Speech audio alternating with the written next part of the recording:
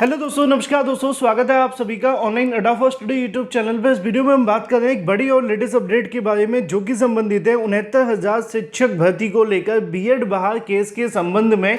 Court ने BTC और शिक्षा मित्रों को यहाँ पे एक मौका दिया है, साथ ही साथ क्या मौका दिया है इसके बारे में बात करेंगे। इसके अलावा 69,000 शिक्षक भर्ती के चयनित 42,000 से ज़्यादा बीएड अभ्यर्थियों को लेकर कोर्ट के माध्यम से दिए गए आदेश के बारे में डिटेल में बात की जाएगी। और इस आदेश को पढ़ने के बाद जब आप पूरा विश्लेषण देखेंगे तो आप वही कहेंगे जो मैं कहना चाहता हूं कि 5 साल बाद फिर वहीं पे वापस आ गए जहां से आप सभी ने शुरू किया था। डिटेल में बात करते हैं। चैनल को सब्सक्राइब करके बेल आइकन को दबा लें और वीडियो को लाइक कर दें, जिससे कि आपको रियल ऑथेंटिक जानकारी ऑनलाइन अड्डा फॉर स्टडी यूट्यूब चैनल से मिलती रहे। शुरुआत करेंगे सीधे पॉइंट की। जैसा कि दोस्तों आपने देखा होगा कि 69,000 शिक्षक भर्ती को लेकर एक अप्रत्याशित भर्ती थी, जिसमें कब क्या हो जाए इसको लेकर उस समय भी कहीं ना कहीं सवाल हुआ करते थे जब ये भर्ती चल रही थी। जैसे तैसे इसको आनन फानन में पूरा तो कर दिया, लेकिन अभी भी कहीं ना कहीं इसके अंदर ये सवाल खड़ा रहता है कि कब क्या हो जाए कोई नहीं जानता। वो एक गाना है ना, आपने सुना ही होगा, पता नहीं किस रूप में आकर नारायण मिल जाएंगे। कुछ ऐसा ही है, पता नहीं किस रूप में आकर 69,000 शिक्षक भर्ती में क्या हो जाएगा कुछ पता नहीं चलता है। और कुछ ऐसा ही एक बार फिर से 69,000 को लेकर देखने के लिए मिला है। असल में हाल ही में आपने देखा था कि बीएड वर्सेस बीटीसी को लेकर 11 अगस्त 2023 को सुप्रीम कोर्ट ने एक फैसला सुनाया, जिसमें बीएड करने वाले अभ्यर्थियों को प्राइमरी शिक्षक भर्ती से बाहर कर दिया। ठीक है, उसके बाद क्या होता है आप जानते हैं कि उसके बाद जितनी भी भर्तियां चल रही थी सबके अंदर बीएड को बाहर करने की मांग की गई। लेकिन ऐसा ही कुछ 69,000 शिक्षक भर्ती को लेकर देखने के लिए मिला। जैसे ही 11 अगस्त 2023 का जजमेंट आता है, उसके बाद से 69,000 शिक्षक भर्ती के अंदर भी बीएड को बाहर कराने की मांग करने वाले जो बीटीसी या शिक्षा मित्र अभ्यर्थी हैं, उनके माध्यम से थोड़ी सी कहीं ना कहीं सतर्कता दिखानी शुरू कर दी गई। इसके क्रम में सबसे पहले क्या किया गया, गुड्डू सिंह के माध्यम से आप जानते हैं कि गुड्डू सिंह ने अपने केस को लेकर सुप्रीम कोर्ट ऑफ इंडिया में एक पिटीशन फाइल की जो कि 304 पेज की थी। और उसका मेन मोटिव ये था कि NCT gazette notification 28/6/2018 set aside कर दिया गया, क्वैश कर दिया गया by honourable supreme court of India. तो ऐसे में जिस नोटिफिकेशन के बिहाफ में बीएड करने वाले अभ्यर्थी 69,000 में चयनित हुए थे, उनको भी बाहर किया जाए। उस याचिका के ऊपर अभी तक पहली सुनवाई हमें देखने के लिए नहीं मिली है। और मैं आपको थोड़ी जानकारी और दे दूं कि 1 अप्रैल को होने वाली सुनवाई के अंदर भी जब ये मामला तय हो जाएगा, उसके बाद गुड्डू सिंह की याचिका पर फिर से सुनवाई होगी, क्योंकि उन्होंने एक पिटीशन में एक एप्लीकेशन लगा दी थी हाल ही में जब क्लैरिफिकेशन को लेकर मामला गया। तो उन्होंने कहा कि हमारे केस को अलग से सुना जाए, ना कि सबको बंच करके सुन लिया जाए। यानी कि वो चाहते हैं कि इस मामले पर अलग से सुनवाई करें। लेकिन एक जानकारी और है कि जस्टिस अनिरुद्ध बोस सर के माध्यम से कहा गया था कि अगर आप इस पर पक्ष रखना चाहते हैं तो अपनी रिव्यू के माध्यम से आइए। अब वो रिव्यू करेंगे, कब सुनवाई होगी, वो एक अलग याचिका है। तो गुड्डू सिंह को इस केस से आप मत जोड़ना, क्योंकि वो याचिका अलग है। मैं आपको समझा रहा हूँ, क्योंकि बाद में जब 2 अलग अलग अपडेट आती है तो दोनों में आप कंफ्यूज हो जाते हैं। अब बात कर लेते हैं इस याचिका के बारे में, जिसको लेकर यहाँ पे कोर्ट के माध्यम से आदेश दिया गया है। आपको पता होगा कि जब यहाँ पे हाल ही में लगभग 10 दिन पहले मैंने एक वीडियो बनाया था 69,000 शिक्षक भर्ती को लेकर, जिसमें मैंने आपको बताया था कि जो याचिका है उसको खारिज कर दिया गया है और बीएड करने वाले अभ्यर्थियों को राहत मिल गई है। क्योंकि जब याचिका को लेकर सुनवाई होती है तो वहाँ पे कोर्ट के माध्यम से सिर्फ गिनी चुनी बातें बताई जाती हैं। ऑपरेटिंग पार्ट को पढ़ के बताया जाता है, लास्ट वाली लाइन को, जिसमें वो ये बताते हैं कि या तो याचिकाकर्ता की बात मान ली गई है और ऑर्डर दे दिया गया है, या ये कहते हैं कि याचिकाकर्ता की जो मांग थी हमने नहीं मानी, याचिका डिसमिस कर दी है। तो वहाँ पे चीज़ें ज़्यादा क्लियर नहीं हो पाती हैं। अब उस समय भी मैंने आप सभी को बताया था कि जो याचिका दाखिल की गई थी उसको विथड्रॉ कर लिया गया था। 69,000 शिक्षक भर्ती के अंदर आपको बताएं कि जो बीएड का कहीं ना कहीं योग्यता का मामला था, इसको लेकर ये नोटिफिकेशन 2018 में आया था, लेकिन बीटीसी करने वाले अभ्यर्थियों के माध्यम से, जिसमें याचिकाकर्ता आकाश पटेल ने 2019 में एक याचिका दाखिल की, ये कहते हुए कि जो बीएड करने वाले अभ्यर्थी प्राथमिक शिक्षक भर्ती के अंदर एलिजिबिलिटी नहीं रखते हैं। और सिंगल बेंच के ऑर्डर आने के बाद उन्होंने इसको चैलेंज कर दिया था।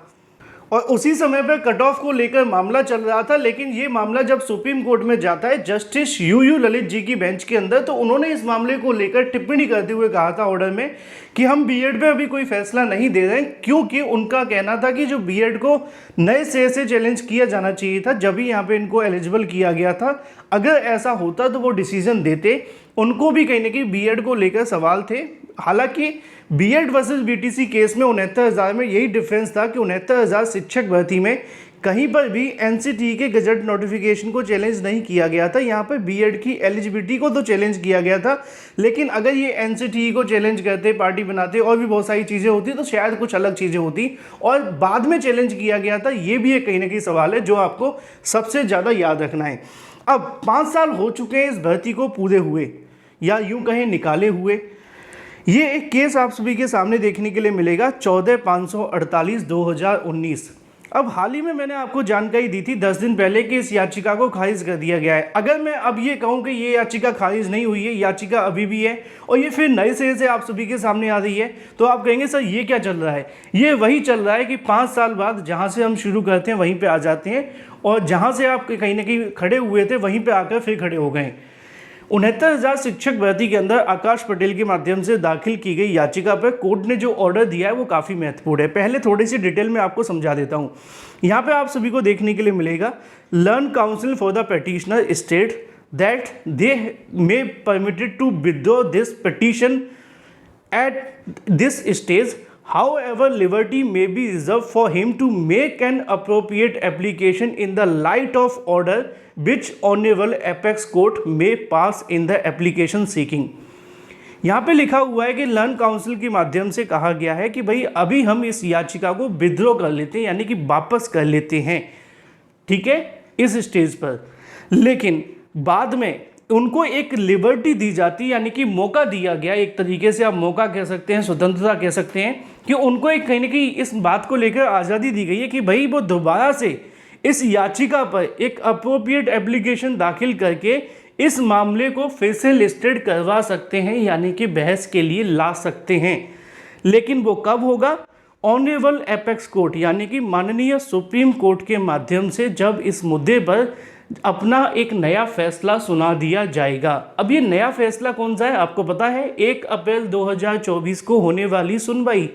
और 1 अप्रैल 2024 को होने वाली सुनवाई में क्या कहा गया है कोर्ट के माध्यम से? कोर्ट ने कहा है कि जो सेंट्रल गवर्नमेंट है, यानी कि यूनियन ऑफ इंडिया है, वो इस बात की हमें जानकारी दे कि प्रदेश के अंदर, राज्यों के अंदर, यूटीज़ के अंदर, स्टेट के अंदर कितने पद खाली हैं, और क्या जो पहले से अपॉइंटेड टीचर हैं उनको बेच कोर्स कराने के लिए कोई संस्था है जिससे कि उनको बेच कोर्स कराकर डीएलएड के इक्विवेलेंट लाया जा सके।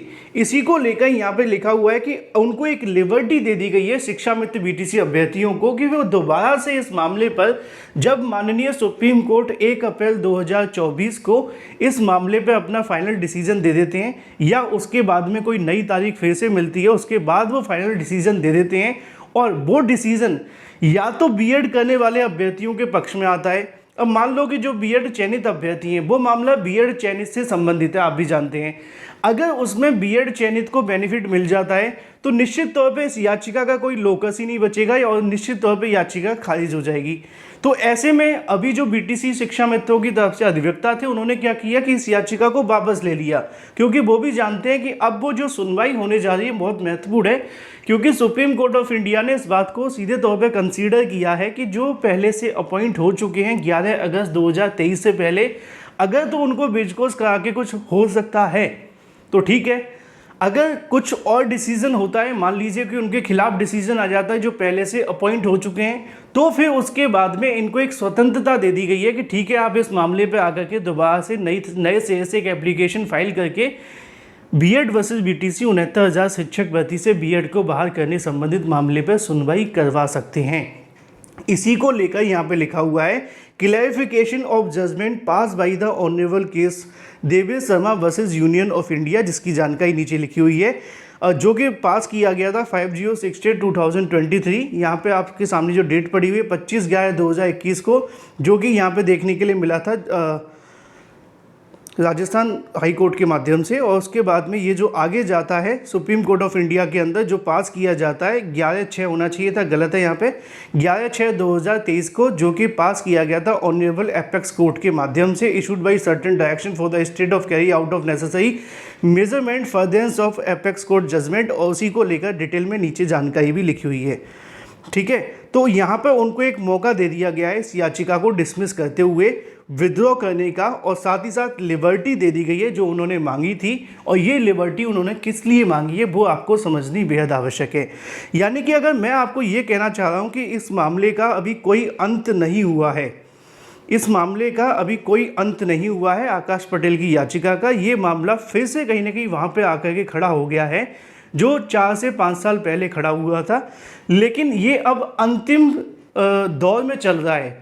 क्योंकि मैंने आपको स्टार्टिंग में बताया कि यहाँ पे उनको लिबर्टी तो दी गई है, लेकिन उन्होंने लिबर्टी मांगी क्यों है? लिबर्टी उन्होंने इसीलिए मांगी है कि मान लो कि सुप्रीम कोर्ट ऑफ इंडिया 1 अप्रैल 2024 को इस मामले को फाइनल कर देती है। अब ये मामला कैसे फाइनल हो सकता है? या तो ये होगा कि जो अपॉइंट हो चुके हैं भाई उनको बेचकोस कराएंगे, तो उसके ऑर्डर के आधार पे तो 69,000 शिक्षक भर्ती से बीएड कभी बाहर होगा नहीं, है ना। क्योंकि अगर ऐसा ऑर्डर सुप्रीम कोर्ट देती है तो बीएड पूरे तरीके से सेफ है, उनको बाहर करने का कोई मतलब नहीं है, क्योंकि सुप्रीम कोर्ट ने कह दिया 11 अगस्त 2023 से पहले जो अपॉइंट हुए हैं उनको हम बेच कोर्स करा देते हैं, और उसके बाद इस याचिका का कोई मतलब बचेगा नहीं। लेकिन अगर 1% भी फैसला उनके पक्ष में नहीं आता है, क्योंकि एमपी हाई कोर्ट के माध्यम से जो डिसीजन आना है वो अलग है, एमपी गवर्नमेंट ने इस मामले को सुप्रीम कोर्ट में चैलेंज किया है चयनित अभ्यर्थियों के लिए, तो अगर 1% भी ये डिसीजन चयनित अभ्यर्थियों के खिलाफ आता है तो फिर इस याचिका पर फिर से सुनवाइयां देखने के लिए मिलेंगी, और फिर से कहीं ना कहीं 69,000 के बीएड को लेकर एक सवाल खड़े होने शुरू हो जाएंगे कि इनकी नियुक्तियों पर क्या करना है और क्या नहीं। लेकिन अभी के लिए कह सकते हैं कि 69,000 शिक्षक भर्ती से बीएड बाहर का जो केस है वो अभी ख़त्म नहीं हुआ है। जहाँ पे 5 साल पहले खड़ा हुआ था आज भी वहीं पे आ गया है, और फिर से कहीं ना कहीं अगर सुप्रीम कोर्ट कोई डिसीजन देती है तो इस मामले पे आपको सुनवाइयाँ देखने के लिए मिलेंगी, और अगर कोई डिसीजन नेगेटिव या पॉजिटिव होता है वो भी मैंने आपको समझा दिया है फिर इस मामले में क्या हो सकता है। यानी कि अब ये मामला 1 अप्रैल को होने वाली सुनवाई डिसाइड करेगी, चाहे वो किसी भी राज्य की भर्ती हो, 69,000 ही क्यों ना हो या इसके अलावा और भी अलग अलग भर्तियाँ, और उसमें क्या डिसीजन होता है चयनित अभ्यर्थियों के लिए। अगर बेचकोस की परमिशन मिली तो फिर ये अभ्यर्थी सेफ है, अगर परमिशन नहीं मिली तो क्या होगा ये 1 अप्रैल के बाद ही तय होगा। जो भी अपडेट रहेगी वो आपको इस चैनल के माध्यम से दे दी जाएगी। चैनल को सब्सक्राइब करके बेल आइकन को दबा लें और वीडियो को लाइक कर दें। Thank you for watching this video.